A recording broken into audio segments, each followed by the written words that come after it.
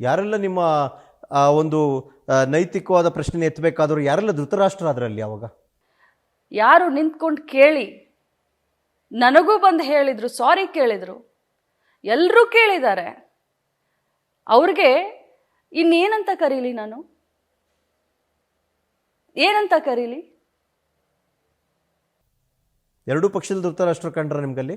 ನನ್ನ ಪಕ್ಷದವರು ಪ್ರತಿಯೊಬ್ಬರು ಬಂದು ಬೆನ್ನಿಗೆ ನಿಂತಿರೋದು ತಾವೇ ಅಲ್ಲ ಅಲ್ವಾ ಮಾಧ್ಯಮದಲ್ಲಿ ತೋರಿಸ್ತಾ ಇದ್ದಿದ್ದು? ಯಾರಾದರೂ ಬಿಟ್ಕೊಡ್ತಾರಾ? ಹೋಗ್ಲಿ, ಇದನ್ನೇ ಕಾಂಗ್ರೆಸ್ ಪಕ್ಷದ ಯಾರಾದರೂ ಒಬ್ರು ಮುಖಂಡರು ಬಿಜೆಪಿಯ ಒಬ್ಬ ಮಹಿಳೆಗೆ ಮಾತಾಡಿದ್ರೆ ಈ ಲಕ್ಷ್ಮೀ ಹೆಬ್ಬಾಳ್ಕರ್ ಏನ್ ಮಾಡ್ತಾ ಇದ್ಲು? ಖಂಡಿಸ್ತಾ ಇದ್ದೆ. ಆ ಮಹಿಳೆಯ ಧ್ವನಿಯಾಗಿರ್ತಿದ್ರಿ. ಆ ಮಹಿಳೆಗೆ ಸಪೋರ್ಟ್ ಮಾಡ್ತಾ ಇದ್ದೆ, ನಾನು ಖಂಡಿಸ್ತಾ ಇದ್ದೆ. ನಾವು ಗಾಂಧೀಜಿಯವರು ಹೇಳ್ಕೊಟ್ಟಂತ ಮಾರ್ಗದಲ್ಲಿ ನಡೆಯುವಂಥವ್ರು,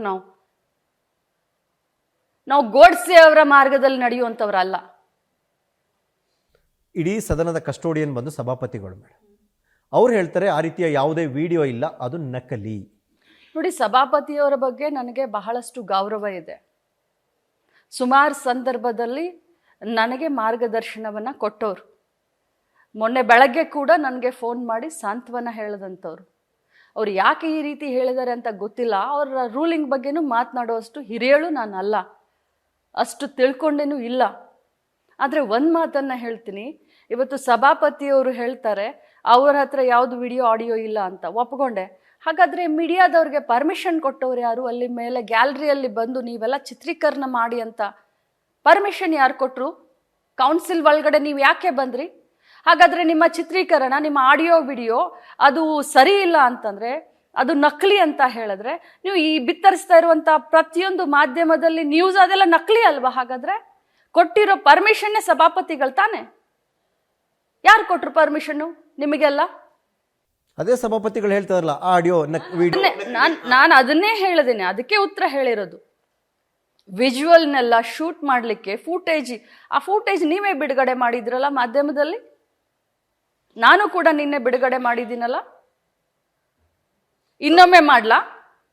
ಸದನದ ವ್ಯಾಪ್ತಿಯಲ್ಲಿ ನನ್ನ ನಿರ್ಧಾರವೇ ಅಂತಿಮ ಅಂತ ಅವ್ರು ಹೇಳಿದ್ದಾರೆ. ನಾನು ಅದನ್ನು ಪ್ರಶ್ನೆ ಮಾಡೋದಿಲ್ಲ. ನನಗೆ ಅವ್ರು ಹೇಳಿದ್ದಾರೆ, ನಾನು ಮರುಪರಿಶೀಲನೆ ಮಾಡ್ತೀನಿ, ನೀನು ಮನವಿ ಮಾಡಮ್ಮ, ಆ ಫೂಟೇಜ್ ಜೊತೆಲಿ ಕೊಡು ನನಗೆ ಅಂತ ಹೇಳಿದ್ದಾರೆ. ಬೇರೆ FIR ಆಗಿದೆ, ನಾನು ಇನ್ನೊಮ್ಮೆ ಮನವಿ ಮಾಡ್ತೀನಿ. ಅದ್ರ ಬಗ್ಗೆ ನೋ ಕ್ವಶನ್, ಅವ್ರ ರೂಲಿಂಗ್ ಬಗ್ಗೆ ಇಲ್ಲ. ಆದರೆ ರೂಲಿಂಗ್ ಕೊಟ್ಟಿದ್ದಾರೆ, ಆದರೆ ಮಾಧ್ಯಮದವ್ರಿಗೆ ಅವಕಾಶ ಯಾರು ಮಾಡಿಕೊಟ್ಟಿದ್ದು? ಗ್ಯಾಲರಿಯಲ್ಲಿ ಸದನ ಕಲಾಪವನ್ನ ಚಿತ್ರೀಕರಣ ಮಾಡ್ಲಿಕ್ಕೆ ಯಾರು ಕೊಟ್ಟಿದ್ದು? ಸಭಾಪತಿಗಳು ಕೊಟ್ಟಿರ್ತಾರೆ. ಸಭಾಪತಿಗಳು ಕೊಟ್ರೆ ಮತ್ತೆ ನೀವು ಚಿತ್ರೀಕರಣ ಮಾಡಿರೋದು ಲೀಗಲ್ ಆಯ್ತಾ ಇಲ್ಲೀಗಲ್ ಆಯ್ತಾ? ಚಿತ್ರೀಕರಣ ಮಾಡಿದ್ದು ಲೀಗಲ್ ಇದೆ ಮೇಡಮ್. ಆ ವಿಡಿಯೋನ ಅವರೇ ಒಪ್ಪಕ್ಕೆ ರೆಡಿ ಇಲ್ವಲ್ಲ, ಈಗ ಸಭಾಪತಿಗಳು ಒಪ್ತಾ ಇಲ್ಲ. ನನ್ನ ಹತ್ರ ಮಾತಾಡಿದ್ದಾರೆ ಅವರು, ನನ್ನ ಹತ್ರ ಏನ್ ಮಾತಾಡಿದ್ದಾರೆ ಅನ್ನೋದು ನನಗೆ ಗೊತ್ತು. ಮನವಿ ಮಾಡಮ್ಮ, ರೀಪುಟ್ ಅಪ್ ಮಾಡಮ್ಮ, ಆ ವಿಡಿಯೋ ಆಡಿಯೋ ವಿಜುವಲ್ಸ್ ಜೊತೆ ರೀಪುಟ್ ಅಪ್ ಮಾಡಮ್ಮ, ನಾನು ರೀಕನ್ಸಿಡರ್ ಮಾಡ್ತೀನಿ ಅಂತ ಹೇಳಿದ್ದಾರೆ. ಪೊಲೀಸರು ಮಹಾಜರ್ ಮಾಡಕ್ಕೆ ಬರಬಾರ್ದು, ನನ್ನ ಪರ್ಮಿಷನ್ ಇಲ್ಲದೆ ಬರಬಾರ್ದು. ನಾನು ಅದ್ರ ಬಗ್ಗೆ ಏನು ಮಾತನಾಡ್ಲಿಕ್ಕೆ ಹೋಗೋದಿಲ್ಲ. ಕಾನೂನು ಚೌಕಟ್ಟಿನಲ್ಲಿ ಕಾನೂನು ರೀತಿಯಲ್ಲಿ ಏನೇನಾಗಬೇಕೋ ಅದು ಆಗಲಿ. ಬಟ್ ಇವತ್ತು ಮೂಲ ಕಾರಣ, ಇವತ್ತು ನನಗೆ ಆದಂಥ ಅನ್ಯಾಯದ ವಿರುದ್ಧ ನಾನು ಸಿಡಿದಿದ್ದೀನಿ. ನನಗೆ ಪೊಲೀಸರು ಮಹಾಜರು, ಸಭಾಪತಿಗಳ ರೂಲಿಂಗು, ಇದೆಲ್ಲ ಆದಮೇಲೆ, ಇದೆಲ್ಲ ಮುಂದೆ. ಬಟ್ ಇವತ್ತೇನು ಪ್ರಸ್ತುತ ಏನು, ಒಬ್ಬ ಮಹಿಳೆಗೆ ಈ ರೀತಿ ಸದನದಲ್ಲಿ ಮಾತನಾಡಿದಾರಲ್ಲ, ನನ್ನ ಕೂಗು ಅದು.